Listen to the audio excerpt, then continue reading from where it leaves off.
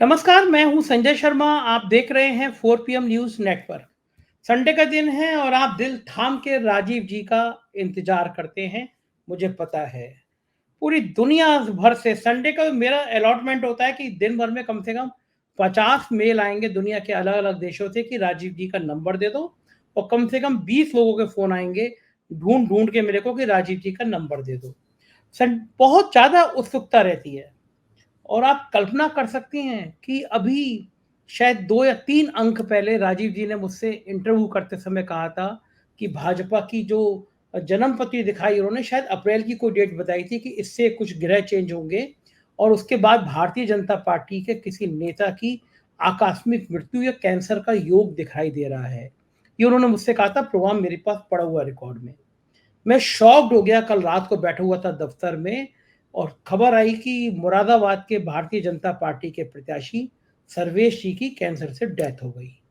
और मुझे एकदम बात याद आई कि राजीव जी ने कहा था कि जैसे ही ये काल शुरू हो रहा है, भाजपा के किसी नेता की कैंसर की अकाल मृत्यु की खबर आ जाएगी। अब आप सोचिए, कोई ज्योतिषी ऐसी कैलकुलेशन कैसे कर सकता है जो ये कह रहा हो कि अशुभ समाचार आ सकते हैं, बीमारी पड़ने के आ सकते हैं।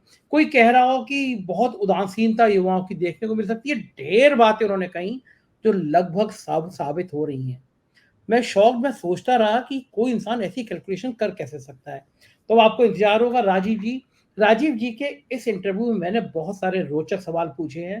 तो मेरी रिक्वेस्ट है आपसे कि आप चैनल को ज्वाइन कीजिएगा, सब्सक्राइब करिएगा और सुनिएगा जरूर पूरी बात। फिर मैं बता देता हूँ आपको, हर 10 बार बता देता हूँ। आपका ज्योतिष में यकीन हो तो आप सुनिए, ज्योतिष में यकीन हो बिल्कुल मत सुनिए। मेरा ज्योतिष में यकीन है, इसलिए मैं ये प्रोग्राम करता हूँ। अब आपके और राजीव जी के बीच बहुत समय तक बाधा नहीं बनूंगा, सीधे ले चलता हूँ राजीव जी से और उनसे सवाल करता हूँ कि क्या क्या चीजें। राजीव जी, स्वागत है आपका 4 पीएम न्यूज नेटवर्क में। कल मेरा दिल दहल गया।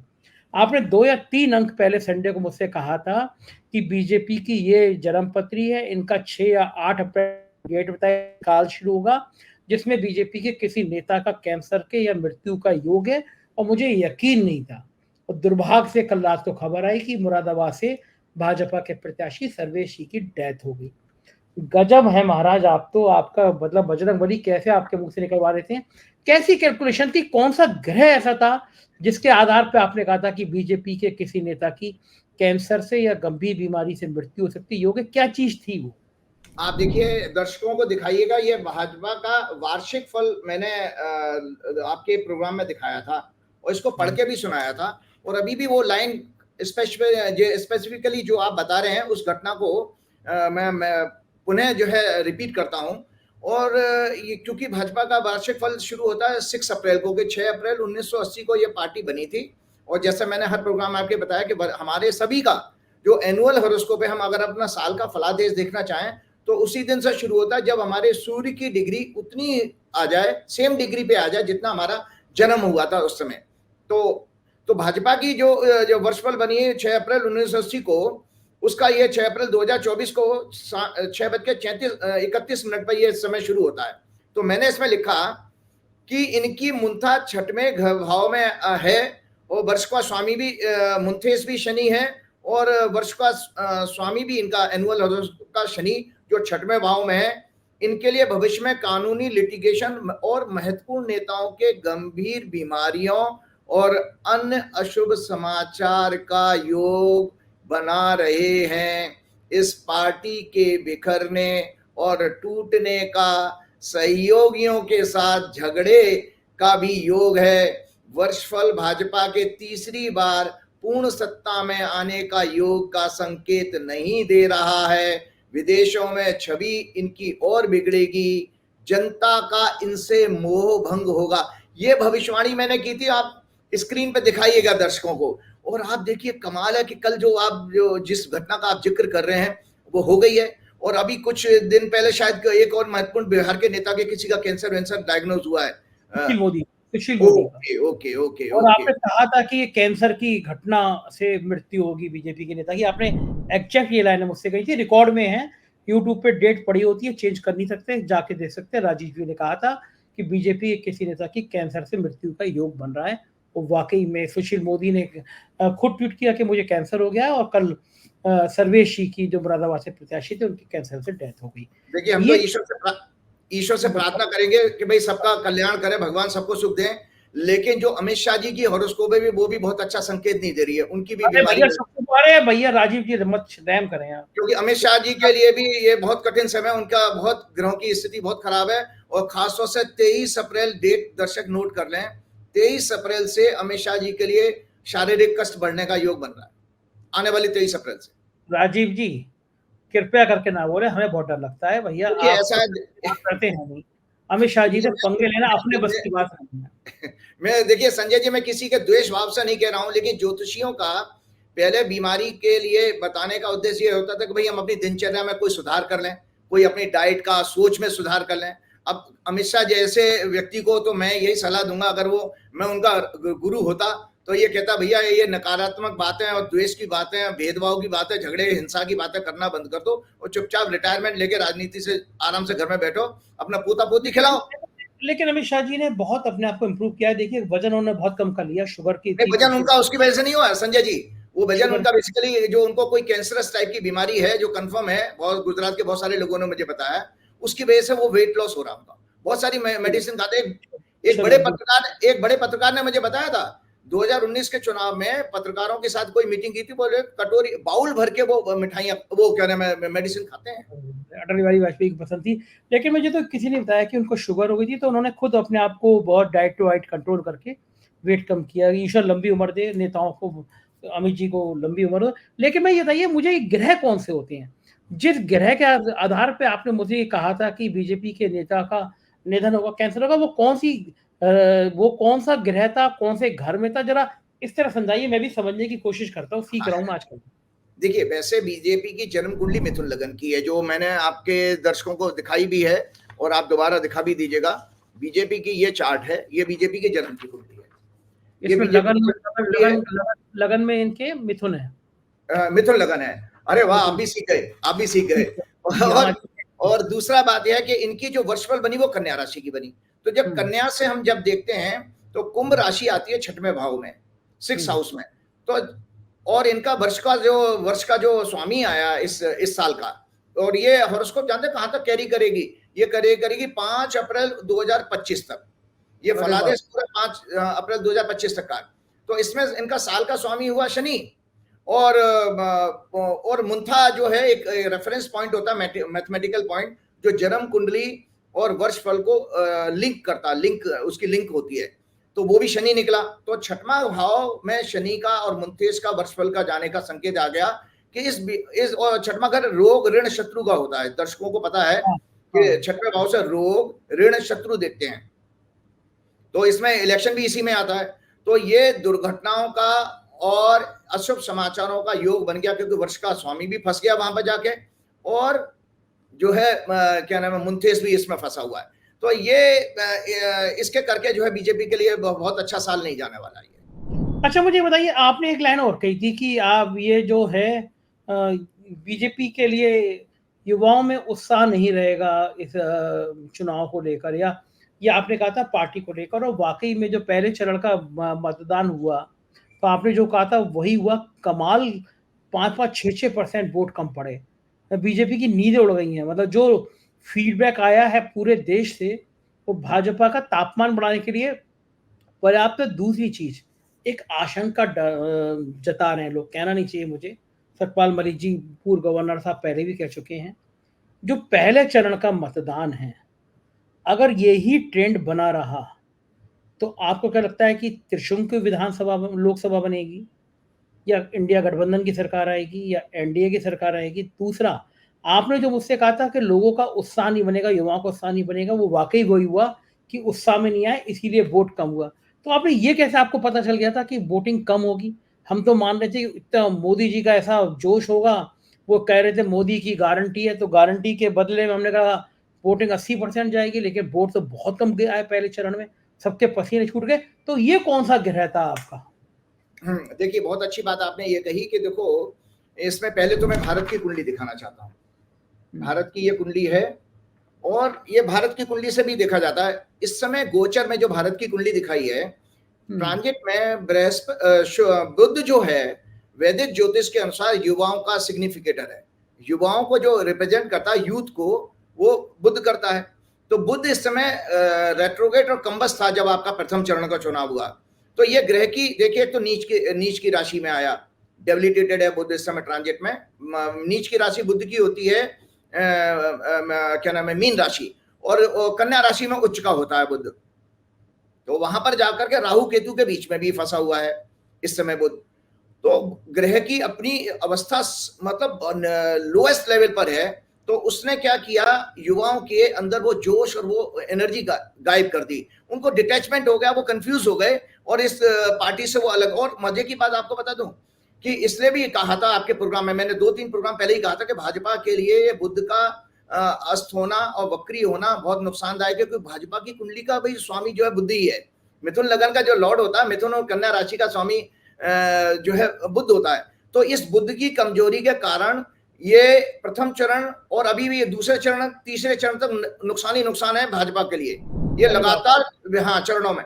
और युवा अभी भी आपके साथ इस पार्टी के साथ नहीं जुड़ेंगे। क्यों? क्योंकि युवाओं के लिए मैं आपको बताता हूँ, एक रिपोर्ट में आपको पढ़ के सुना दूं। पहला कारण तो ये हुआ कि बुध का गोचर में ट्रांजिट में कमजोर होने का संकेत है कि इस इलेक्शन से युवाओं को बहुत उम्मीद नहीं है, वो एकदम से डीएलाइनेटेड हो गए हैं। तो इसका कारण यह है, एक बहुत अच्छी रिपोर्ट आई है, एक आज के मतलब 2 दिन पहले के अखबार में टाइम्स ऑफ इंडिया में ही आया, तो मैं पढ़ के सुना देता हूं और आपके दर्शकों के लिए बहुत इंफॉर्मेशन भी है। Why people is not participating in elections of 2024, especially the new and young voters। देखिए, यंग वोटर को सबसे ज्यादा दूर क्या चीजें करती हैं? Corruption scandals, inadequate representation, weak student politics, कमजोर होप होना सिस्टम से, उनकी अगर उम्मीदें और आशाएं टूट जाए तो वो बेचारे क्या करेंगे? विरोध करें, रूठ के बैठ जाएंगे, नाराज हो जाएंगे। जैसे हमारे अपने घर में डे टू डे लाइफ में बच्चे हमारे नाराज हो जाते हैं और फिर कमरा बंद करके बैठ जाते हैं। एंड बिलीव, और उनका एक अपना belief system that their vote cannot make much difference continue to alienate the youth, युवाओं को दूर कर देता। अब आपको बीजेपी की सक्सेस स्टोरी बता देता हूं। आपको याद होगा अन्ना आंदोलन हुआ था। इस अन्ना आंदोलन के कारण ही यूथ का जो मोबिलाइजेशन हुआ था, वो उसमें लिखा यंग बोर्ड, ये लिखा गया ओनली 30%। और एक और बताते हैं, तो इस इलेक्शन में सबसे बड़ी कमजोरी क्या आई है? ये इलेक्शन कमिश्नर के लिए बहुत बड़ा चिंता का और उनके लिए सबसे बड़ा ह्यूमिलेशन है। और ऐसे व्यक्ति को तो उन्होंने कहा, सचिन तेंदुलकर को या ना किस किस एक्टर को लेके उसकी ब्रांडिंग की थी कि भाई हमारा ज्यादा से ज्यादा वोट करें। आपको पता है संजय जी, केवल अभी 18 साल के जो युवा वोटर बने, 38% लोगों ने वोट रजिस्टर कराया। इसका मतलब आया, सर्वे आया था, है ना। और इसके अलावा उसमें से बिहार जो सब जिसमें 40 सीटें हैं, यूपी जिसमें 80 सीटें हैं, दिल्ली, 3 जगह का जो आंकड़ा दिया है वो लेस देन 25% लोगों ने कराया। तो ऐसा क्यों होता है? ऐसा क्यों होता है? युवा क्यों भाग गया इस चुनाव से? तो इसलिए आया कि उसको उस सिस्टम से अब उम्मीद खत्म हो चुकी है, जिसके थ्रू उसने 2009 से अपने सपने देखे थे, जब वो करप्शन का स्कैंडल बना। और करप्शन के स्कैंडल के बाद अन्ना जी आए, अन्ना जी का जो आंदोलन चला, उसमें एक आप पार्टी का जन्म हुआ और उस पार्टी जो स्टेट लेवल पे आप पार्टी को फायदा हुआ और नेशनल लेवल पर बीजेपी को सीधा सीधा फायदा हुआ। मैं आपको बता देता हूं कि याद रहे 2024 में व्हेन यंग वोटर्स स्वयं both boost in and to give BJP absolute majority overall votes polled by BJP 18 से 25 वर्ष के बीच में बीजेपी को 2% हायर देन नेशनल एवरेज मिला था वोट जो है 2024 में। उसके बाद लिखा है कि in the case of BJP it was 3% more than it was the general vote से 3% ज्यादा था ये। और ये ट्रेंड 2019 तक कंटिन्यू रहा है।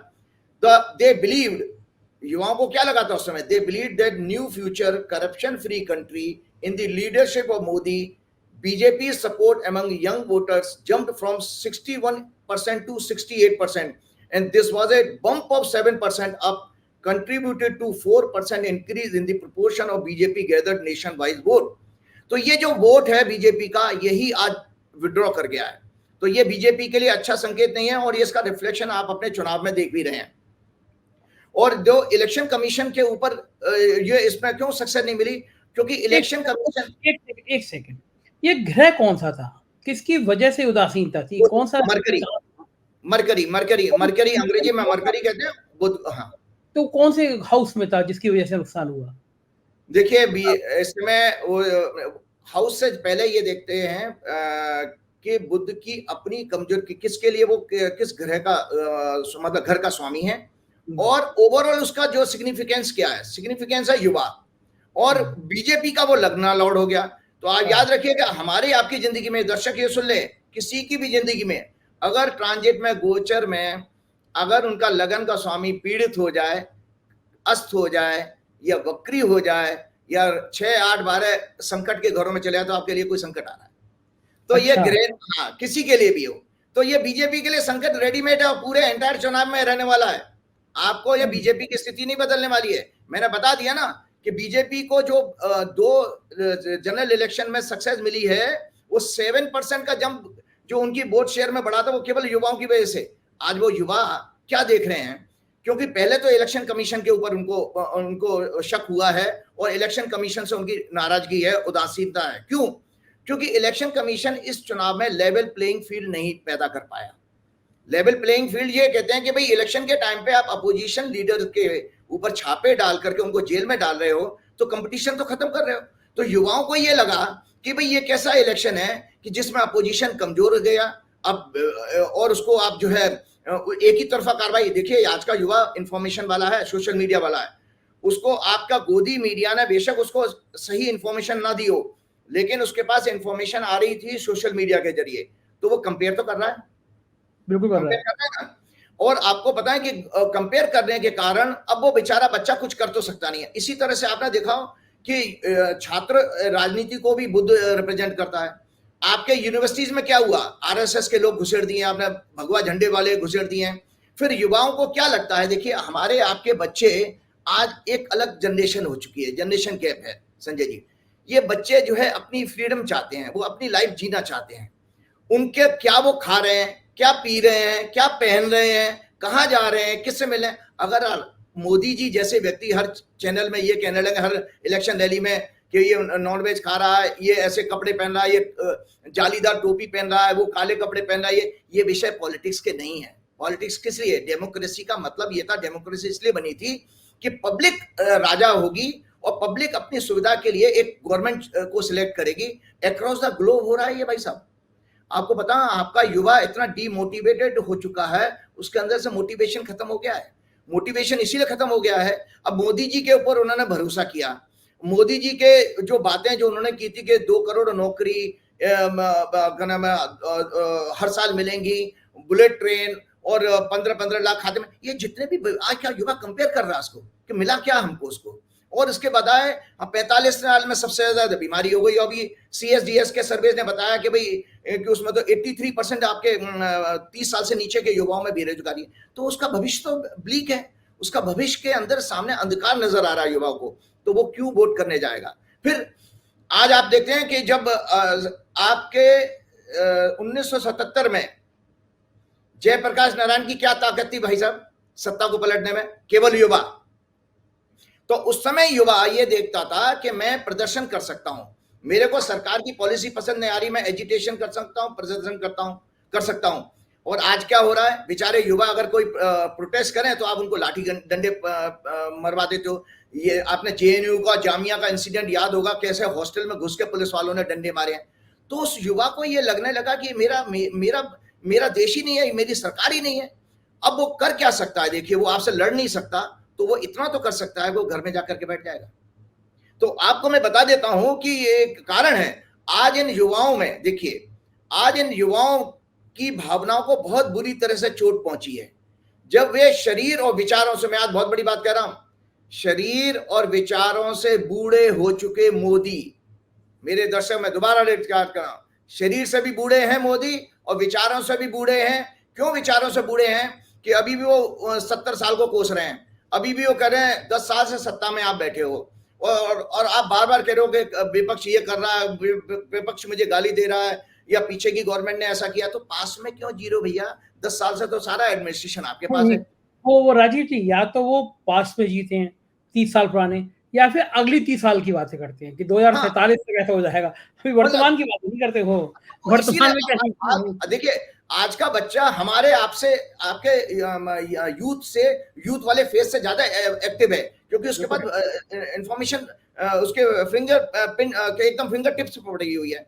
तो वो कंपेयर कर लेता है ना कि यार ये कैसा आदमी है, ये तो 10 साल से सत्ता में तो ये बैठा है, और दूसरों को कह रहा है कि ये मुझे तंग कर रहे हैं, ये कैसा है। तो उसमें लिखा 10 साल से सत्ता में रहने के बाद भी विचारों और शरीर से बूढ़े हो चुके मोदी कांग्रेस और पिछली सरकार को हमेशा कोसते हुए सुनते हैं। जब वो सुन रहा है युवा, जब वे यूट्यूब या अन्य सोशल मीडिया से प्लेटफॉर्म से मोदी के दिल्ली में सत्ता से आने से पहले के भाषणों को सुनते हैं, उन्हें इनमें विरोधाभास नजर आता है बच्चों को, कि मोदी जब दिल्ली आने से पहले क्या करते थे कि रुपया भाइयों बहनों ये होगा, और जो है पेट्रोल 35 रुपए हो जाएगा। सब बच्चे कंपेयर कर रहे हैं आज। तो उनको ये मौका मिला है, उन्होंने 2 टर्म दिए मोदी को। एक टर्म में तो वो कैरिड अवे हो गए, मतलब उनकी भावना मोदी जी की बातों में आ गए। दूसरा बात, जब मोदी जी ने कहा भाइयों बहनों 5 साल और दे दो मुझे, याद होगा पहले उन्होंने 60 महीने मांगे थे, फिर उन्होंने 5 साल और मांगे। तो आज की युवाओं ने ये सोचा चलो यार 5 साल और दिए, लेकिन अब तो अति हो गई ना। अब आपने तो ये किया कि आपने 150 सांसदों को बर्खास्त कर दिया, आप किसी की नहीं सुन रहे हो।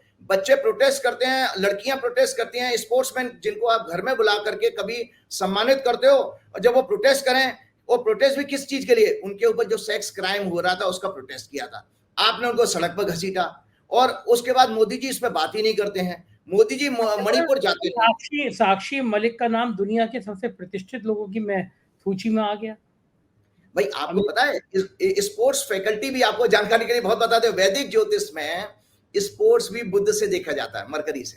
अच्छा, ओके। हाँ, तो बच्चों के जो रोल मॉडल होते हैं वो स्पोर्ट्समैन जो होते हैं वो भी मरकरी ही है। तो ये पूरा का पूरा प्रभाव बुध का आ रहा है आपके आज के डिस्कशन में। तो अब आप मैं बता रहा हूं कि अब इनमें विरोधाभास नजर आता है बच्चों को। जब लगता है कि मोदी पहले क्या कहते थे आने से पहले, अब क्या है, तो एक कॉन्ट्रडिक्शन है।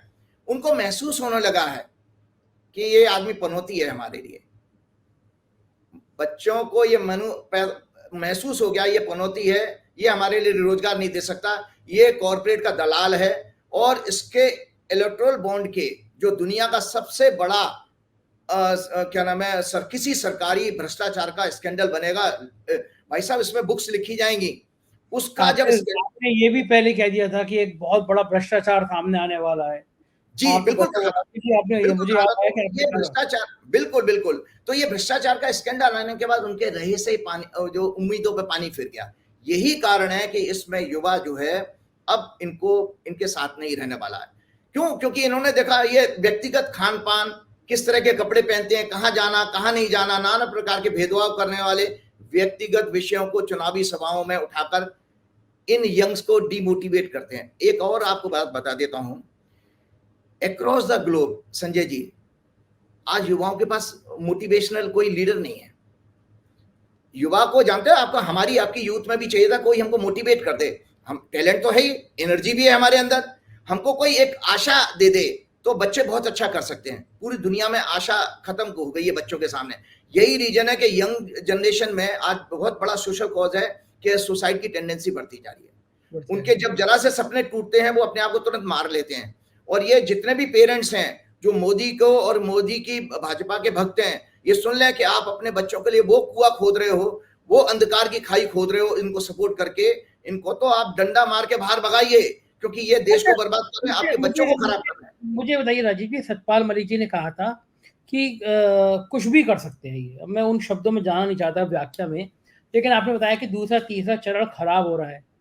सत्ता अगर चाहती हुई दिखेगी तो लोगों में डर यह है कि फिर मोदी जी कुछ भी कर सकते हैं, सीमाओं पे कुछ कर सकते हैं, इमरजेंसी जैसी, नॉट इमरजेंसी लेकिन कोई और चीज कर सकते हैं, देश में कहीं कम्युनल टेंशन बहुत बड़ी हो सकती है, चुनाव मैनेज करने के लिए क्या ऐसे भी कोई योग बन रहे हैं कि अचानक कोई अनिष्ट की कोशिश की जाए कराने की। समझ रहे होंगे मैं उन शब्दों को बोलना नहीं चाहता क्योंकि मैं समझ गया। देखिए ऐसा है, पहली बात तो ये है कि इनकी नेचर तो मैंने पहले आपने सारे प्रोग्राम में भाजपा की कुंडली बताते हुए बताया कि किसी भी हद के नीच से नीच हथकंडा अपना सकते हैं, नीच से नीच हथकंडा अपना सकते हैं। लेकिन मैंने एक प्रोग्राम में, पिछले प्रोग्राम में दिखाया भी था कि 1977 में भी बृहस्पति टॉरस राशि में था, मतलब भारत की कुंडली के लगन में आ गया था, और बृहस्पति विवेक और ज्ञान का कारक है।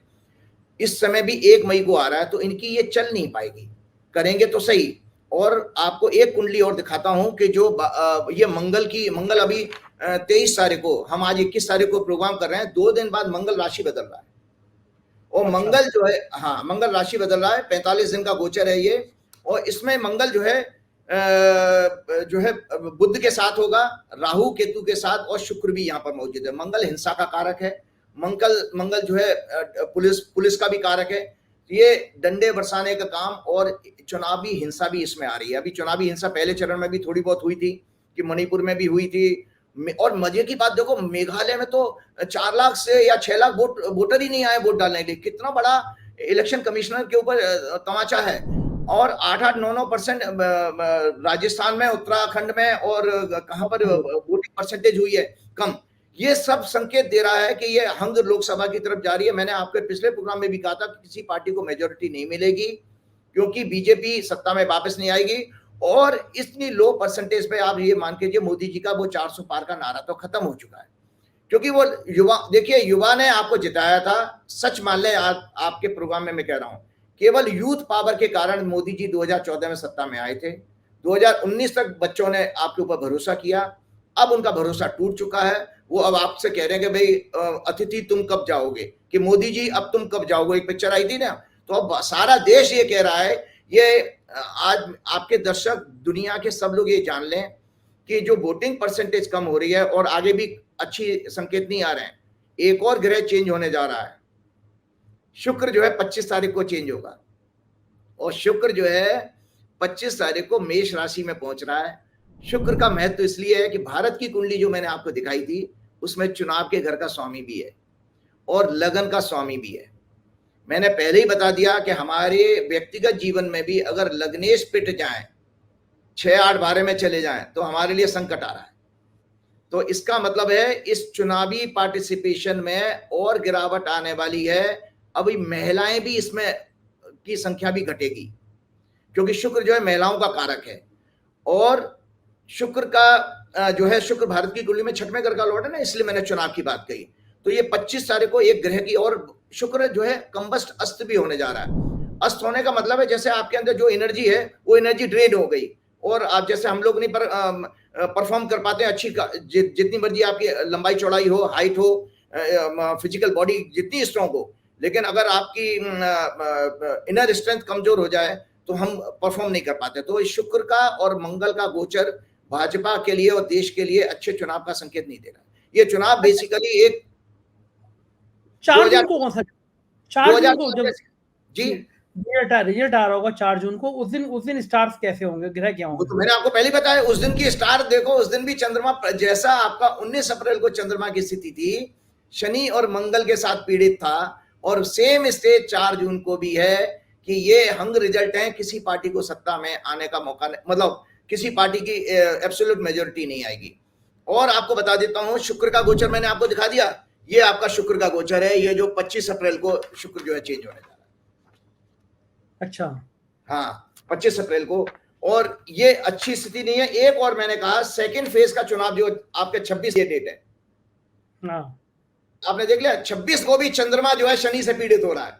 तो मैंने आपके हर प्रोग्राम में बताया कि जब जब चंद्रमा हमारे परसेप्शन का कारक है, हमारे इमोशंस और फीलिंग का कारक है।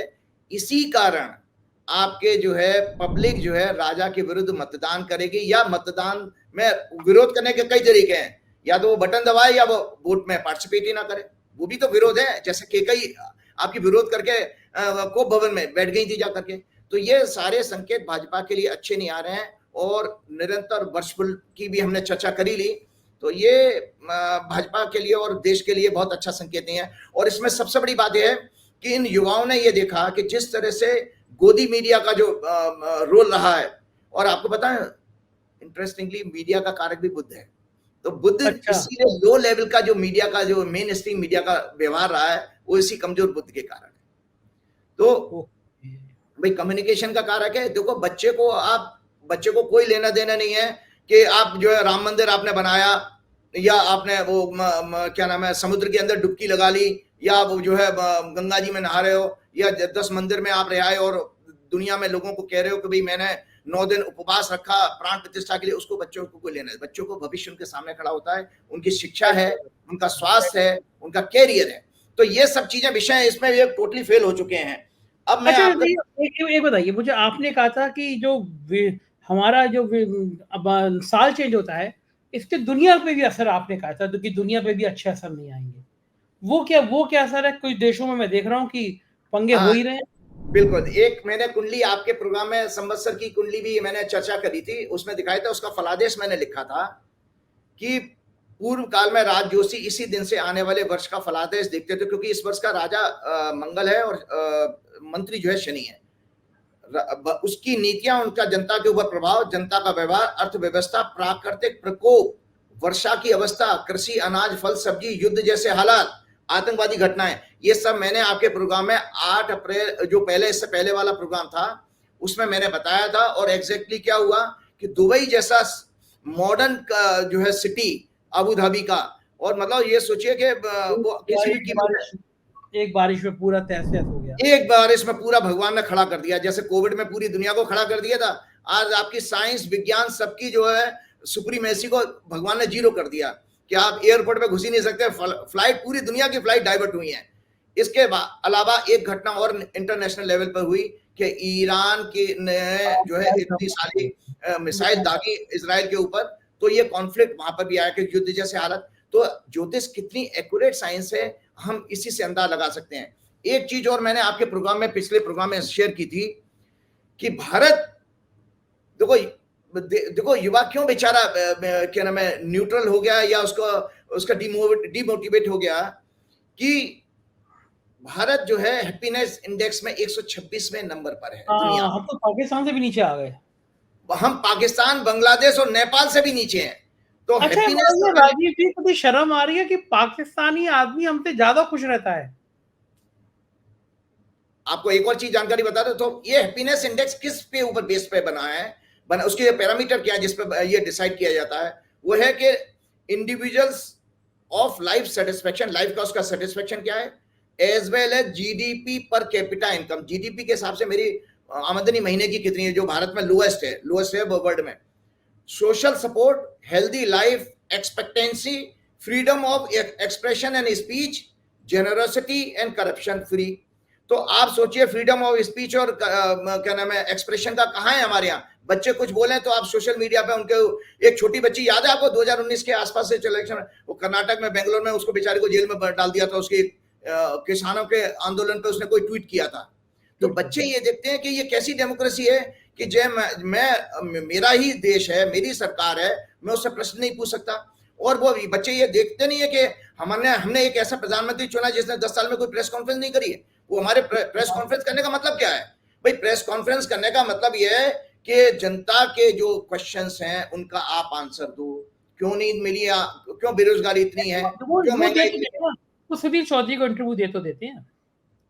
देखिए, वो इंटरव्यू नहीं, किसी जगह बहुत अच्छा लिखा था, वो स्टेनोग्राफी है। जैसे आप डिक्टेट करते हो ना अपने क्या नाम है पीए को बुला करके, तो वो मोदी जी ने क्वेश्चन दे दिए, पीएमओ ने उनके जवाब रटे रटाए जवाब, वो कोई दूसरा क्वेश्चन कर नहीं सकते, तो उसका कोई माने नहीं है। वो मोदी जी का महिमा मंडन कर रहे हैं, लेकिन ऊपर वाला कितना तेज है। काल क्या देख रहा है? काल ने पहले फेज के चुनाव में आपके लिए चिंताएं तो आ गई इनके मन में। सुधीर चौधरी का भविष्य क्या होगा फिर चुनाव के बाद? देखिए, ऐसा है, मैंने कहा कि इनके लिए वो बुरे दिन है, ये तो छछूदर बनेगी। एक तो असत्य को उन्होंने दिखाया है, सत्य को उन्होंने नहीं दिखाया। तो अपना जो मूल धर्म था, जो आपका पत्रकारिता का धर्म क्या है कि सत्ता से प्रश्न पूछना और उसकी सूचना जनता तक पहुंचाना। क्योंकि जनता राजा है, राजा के पास उसकी सूचना नहीं पहुंच रही है, तो वो क्या करेगा बताइए? कितनी कैसी डेमोक्रेसी है ये। और आपको बता देता हूं कि इस केस में जो है आने वाले टाइम में सबसे ज्यादा जो है जनता के क्रोध का और एंगर का शिकार मीडिया भी होने वाला है। मीडिया छुचुंदर कैसे बनेंगे? छुचुंदर ये होता है, छुचुंदर का लेवल क्या है? झूठन खाता है ना वो आपके इधर उधर ड्रेनेज में जाकर के, तो ये लोग भी तो झूठन खा रहे हैं। सरकार ने जो पैसे चंद टुकड़े डाल दिए उसमें उनके पास उसकी जो है हेज मास्टर बॉयस, आप पहले HMP का रिकॉर्ड प्लेयर होता था, उसमें एक बेटा होता है हेज मास्टर बॉयस। तो वो जैसी हालत हो चुकी है हमारी मीडिया की भी, प्लस जो जांच एजेंसियां हैं, जो ब्यूरोक्रेसी है। एक और चीज आपको बहुत अच्छी जानकारी शेयर करता हूं मेरे शायद बच्चे बहुत सारे आईएएस में जो सिलेक्ट हुए हैं वो भी जुड़े हुए हैं, यंग ऑफिसर्स हैं, मिडिल एज के भी हैं। बच्चों में एक निराशा और आ गई है। जो ब्यूरोक्रेसी के लिए जो क्रेज होता था भाई साहब, वो बच्चों में बहुत कम हुआ है। एक बड़े टॉप के भाई साहब ब्यूरोक्रेट ने मुझे कहा था कि आचार्य जी, हम अपने बच्चों को आईएएस आईपीएस नहीं बनाना चाहते, कि हमको लगता है कि इन लोगों के आगे हमको जो है ऐसे अपनी अस्मिता और अपनी इज्जत गिरवी रखनी पड़ेगी, और हमारे पास कोई फ्रीडम नहीं है। हम कॉन्स्टिट्यूशन को जानते हुए कि ये असंवैधानिक है, लेकिन हमें उस पर जबरदस्ती काम कराया जाता है। कितने बच्चे, यंग बच्चों ने मुझे बताया था कि आचार्य जी, हमारी नौकरी खतरे में हो गई, हमारे ऊपर केस लाद दिए गए हैं। उन्होंने जब नेता के कहने से कोई काम नहीं किया, चीफ मिनिस्टर की तरफ से आदेश आ जाता है कि भाई जैसे उन्होंने जबरदस्ती मुस्लिम इलाके में रेड करो और वो बुलडोजर चलाओ, इससे और उनसे एक्शन करा लिए। उन बच्चों के भाई साहब वो उनको जो है साइडलाइन करके, जब वो कोर्ट में मैटर चला गया तो उन बच्चों को साइडलाइन करके उनको अनइम्पोर्टेंट पोस्ट पे पोस्टिंग कर रखी है। तो बच्चों में, और दूसरा बच्चों के अंदर देखो डीमोटिवेट होने का कारण ये भी है, मोदी जी जब सत्ता में आए, सारा वो गुजरात से वो हवाई जहाज भर के अपने ब्यूरोक्रेट लेके आए थे, पीएमओ में सारे गुजरात कैडर के आईएएस भर दिए उन्होंने। उसके बाद जितने भी अभी सत्ता में प्राइम पोजीशन पर हैं केंद्र में, आप जानते हैं, चाहे वो प्लानिंग कमीशन हो, चाहे पीएमओ हो, चाहे वो कैबिनेट सेक्रेटरी हो, सबको आपने रिटायरमेंट दे देकर 2-2, 5-5 साल का आपने जो है एक्सटेंशन दे रखा है। उससे क्या हुआ कि यंग ऑफिसर को अब ये फ्यूचर ही नहीं लगा कि मैं उस लेवल तक कभी पहुंच पाऊंगा, कि जब आप बूढ़े लोगों से ही अगर आपको काम चलाना है, फिर यंग को लाए क्यों हो आप?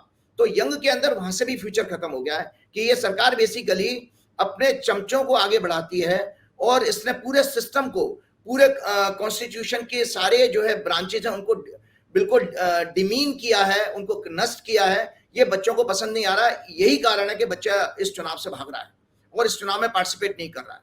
और आपको लिए जानकारी के लिए बता देता हूं कि एक बहुत अच्छी जानकारी लेकर के आऊं, एक बीबीसी के प्रोग्राम से। अंधभक्तों को ये पता होना चाहिए, आप पाकिस्तान पाकिस्तान करते फिरते हो, आपको पता मोहम्मद अली जिन्ना कौन थे? हिंदू थे और गुजराती थे। पूंजा भाई के पुत्र जेना भाई और जेना भाई ठक्कर, ये बीबीसी की एक प्रोग्राम की मुझे वीडियो मिली थी, उससे मैंने आपको बता रहा हूं। पूंजा भाई एक था राजकोट जिले का पानेली गांव, उसमें पूंजा भाई हुए थे। पूंजा भाई के पुत्र थे जेना भाई ठक्कर, उनके पुत्र मेहमद थे जो लोहना ठक्कर जाति के हिंदू थे। इन्होंने मछली का कारोबार किया, जिसके कारण हिंदू समाज में इनको जो है तिरस्कृत किया गया था, निकाला गया था। इसके कारण, और ये कराची में जाके बस गए थे, क्योंकि उस समय गुजरात में इस तरह का कारोबार नहीं कर सकते थे आप मछली वगैरह का। तो कराची में जब ये बस गए हैं तो जाके मेहमद ने अपना नाम मोहम्मद कर लिया, और गुजरात में आपको पता पिता का नाम साथ में चलता, जो जेना भाई से वो जिन्ना हो गए। तो इसलिए मोहम्मद अली जिन्ना जो है वो बेसिकली हिंदू थे, ठक्कर कम्युनिटी के थे और गुजरात के थे। मुझे नहीं पता, ये जानकारी आप ही की है, आप ही कॉपीराइट आप ही का है, मेरा नहीं है। बीबीसी को कोट करना, ये बीबीसी की रिपोर्ट है। तो ये नहीं पता, मैं हिंदू मुसलमान के चक्कर में बिल्कुल नहीं पढ़ने वाला। मैं इसलिए बता रहा हूं कि जो जिस तरह से आप ये पाकिस्तान की बात करते हो, तो वहां पर भी गुजरात का एक लिंक आता है कि किस तरह से देश को जो टुकड़े करवाने में वहां पर भी गुजरात का एक रोल आ रहा है। लाल कृष्ण आडवाणी गए तो थे उनकी मजार पर, जिन्ना की इसीलिए गए तो आडवाणी जी को पता था कि ये हिंदू हैं। और मैं आपको बता रहा हूँ, मुस्लिम, आप एक नई कंट्रोवर्सी खड़ी कर रहे हैं। नहीं, कंट्रोवर्सी नहीं। एक और एक चीज दर्शकों के सामने शेयर करता हूं कि मोदी जी का मुस्लिम प्रेम कितना है, अंधभक्तों को तो पता नहीं है। देखिए, मोदी जी आजाद भारत के पहले प्रधानमंत्री हैं जिन्होंने 15 बार मिडिल ईस्ट की यात्रा करी है। खाड़ी देशों में गए कई बार, और खाड़ी देशों की। और इसके अलावा उन 15 यात्राओं में से अकेली 7 उन्होंने ट्रिप जो है अबू धाबी की करी है। और अबू धाबी का शेख जो है जब आया था तो अहमदाबाद में उन्होंने रोड शो भी किया था। उसका कारण ये, और मोदी जी वहां की इनके ये बोहरा तो मंदिर भी तो बनवाया वहां पे उन्होंने, वो इसीलिए बनवाया। तो उसका कारण सुन लीजिए कि वोहरा मुस्लिम कम्युनिटी है, ये मिडिल ईस्ट में मेजोरिटी जो है वोहरा मुस्लिम्स की है, और वोहरा मुस्लिम्स का ओरिजिन गुजरात से है। और ये बेसिकली, हाँ, ये व्यापारी कम्युनिटी होती है, ये उस तरह के नहीं होते हैं, उचक्के टाइप के नहीं है, अच्छे हाई क्लास, और ये इनका कॉमर्शियल वो होता है इंटरेस्ट ज्यादा से ज्यादा। इसीलिए आप देख रहे हैं कि फिलिस्तीनी और इजराइल का संघर्ष हो रहा है, उसमें अबू धाबी, सऊदी अरब, ये एक तरह से न्यूट्रल रहते हैं, कतर वगैरह, बहरीन, ये न्यूट्रल देश हैं। इनका मुस्लिम कनेक्शन गुजरात, तो भी आपको पता है मोदी जी ने कहीं कहा था, मैंने कोट कहीं पर न्यूज पढ़ रहा था कि मुझे यहाँ करके ऐसा लगता है घर जैसा प्रतीत होता है। और वहां की मस्जिदों में भी मोदी जी जाते हैं तो वहां भी उन लोगों का, और एक दर्शकों को पता होना चाहिए, अदानी और अंबानी का बहुत बड़ा इन्वेस्टमेंट जो है मिडिल ईस्ट में हो रखा है, और मिडिल ईस्ट का जो है इन्वेस्टमेंट भारत में भी हो रखा है। तो ये मोदी जी का मुस्लिम प्रेम भी दिखाता कि ये वोट लेने के लिए तो छोड़िए आप, अंबानी का चैनल, मुकेश अंबानी का चैनल नेटवर्क 18 दिन भर हिंदू मुसलमान करते रहता है, और मुकेश अंबानी को जब रहना होता है तो वो दुबई में अपना हजारों करोड़ का बंगला खरीदते हैं। नहीं, ये तो ड्रामा है। ये तो हमारे हिंदी बेल्ट के उत्तर भारतीय लोगों को है कि आप इनकी बातों में कितना कॉन्ट्रडिक्शन, विरोधाभास पाएंगे। इनके संबंध कुछ और आपको पता है, जो विदेशों से एफडीआई आता है, विदेशी पैसा जो आता है, सिंगापुर और मॉरिशस के बाद चौथे नंबर पर सबसे ज्यादा पैसा आपके यहाँ आता है, तो मिडिल ईस्ट से आ रहा है। तो आप उनका पैसा इस्तेमाल करते हो, अपना पैसा उनके यहाँ लगवाते हो, उसके बाद यहाँ पर उत्तर भारत के लोगों को हिंदू मुसलमान करके वोट आप लेते हो। तो आप एक तरह से धोखा कर रहे हो सबके साथ। कई बार कहता भी हूँ, माल कमाएगा गुजराती भाई, घंटा बजाएगा यूपी बिहार का भाई। चलिए, एक चलते चलते मैं एक प्रश्न का, आपका पिछले बार का प्रश्न का समाधान कर देता हूं। आपने मेरे से, मेरी जिम्मेदारी भी थी, क्योंकि उस प्रोग्राम को लंबा हो रहा था, ज्यादा नहीं 5-7 मिनट में मैं खत्म करता हूं, कि वो लंबा हो गया था प्रोग्राम, तो मैं आज का प्रोग्राम लंबा नहीं होना देना चाहता। आपने कहा था कि क्या शास्त्रों में लिखा है कि नॉनवेज खाना मना है, आपको याद होगा आपने कहा था। तो मैं ये गीता दिखा रहा हूं, दर्शक ये सुन ले, देख लें गीता। इसमें 7वें अध्याय में भगवान जो कहते हैं कि आयु को बढ़ाने वाला, आयु, बुद्धि, बल, आरोग्य, सुख और प्रीति को बढ़ाने वाला, हैप्पीनेस, प्रीति मतलब हैप्पीनेस, रसयुक्त, चिकने और स्थिर रहने वाले तथा स्वाव से प्रिय, मन को प्रिय ऐसे आहार अर्थात भोजन करने के पदार्थ सात्विक पुरुष को प्रिय होते हैं। जो आपके अंदर स्पिरिचुअलिटी आएगी इन पदार्थों से, जिनमें चिकनाहट हो, रसयुक्त हो और स्थिर रहने वाले हो। तो ये food which promote longevity, intelligence, vigour, health, happiness and cheerfulness, and which are juicy, succulent, substantial and naturally agreeable are liked by men of सात्विक नेचर।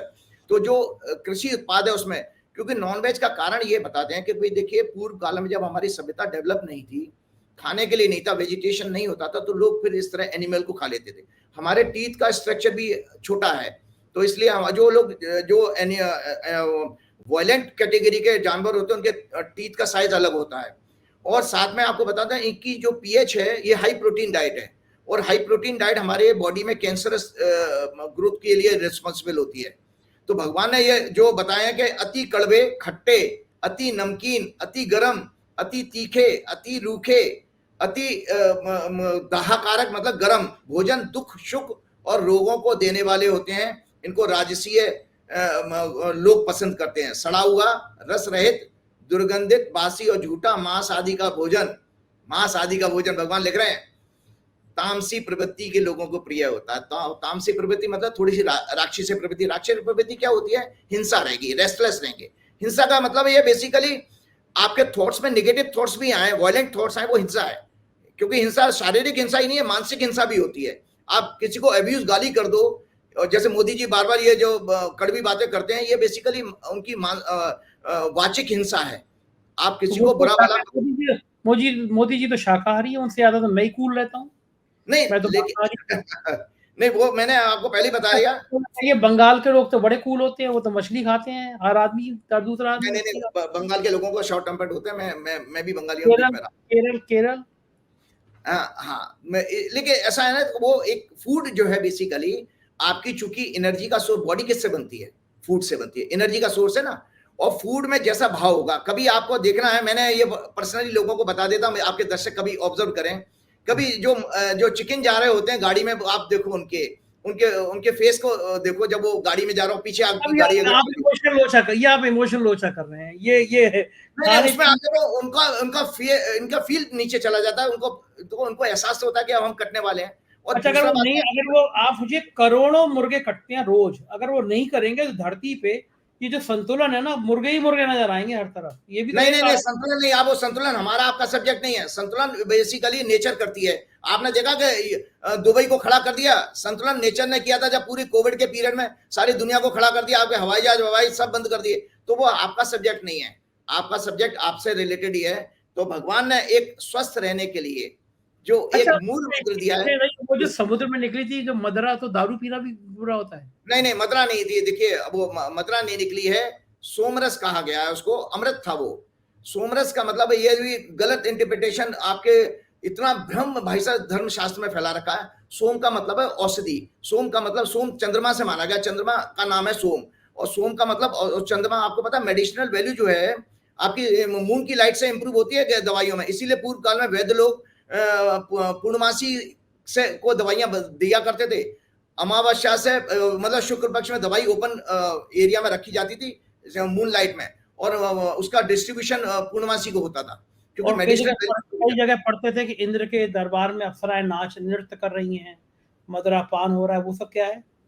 नहीं देखिए, वो मदरा तो वहाँ एक फ्रूट जूस को फर्मेंटेशन से बनती है। मन में हो गया, आपके मन में आ गया तो आप मदरा को फ्रूट कह देंगे और अप्सराओं को आप कुछ और कह देंगे, जब उसमें तो लिखा होता है नहीं ना, वो बात नहीं है। इंद्र के दरबार में अप्सराएं नृत्य कर रही हैं, मदरा हो रही है, तो वो इंद्र जी भी तो एक बिल्कुल एक तरह का आज का डिस्को थिएटर हो गया, मतलब वो भी उस तरह की चीज भाई होगी ना। आपने मेरे से प्रश्न किया था कि शास्त्रों में क्या लिखा, तो मैंने गीता जैसे ग्रंथ को कोट किया, अगली बार मुझे इसका बताइएगा, अगली बार मुझे व्याख्या से बताइएगा इंद्र के दरबार के जिक्र चैप्टर चैप्टर 17 के 10वें श्लोक में भगवान ने कहा कि मांसाहारी भोजन तामसी भोजन कहा गया। अब मैं एक वर्क लाइफ बैलेंस को, जो हेल्थ के लिए बहुत अच्छा एक श्लोक भगवान ने कहा चैप्टर 6 में, चैप्टर 6 के श्लोक नंबर 17 में, युक्ताहार विहारस्य युक्त चेष्टसु कर्मसु युक्त स्वप्नावबोधस्य योगो भवति दुःखः।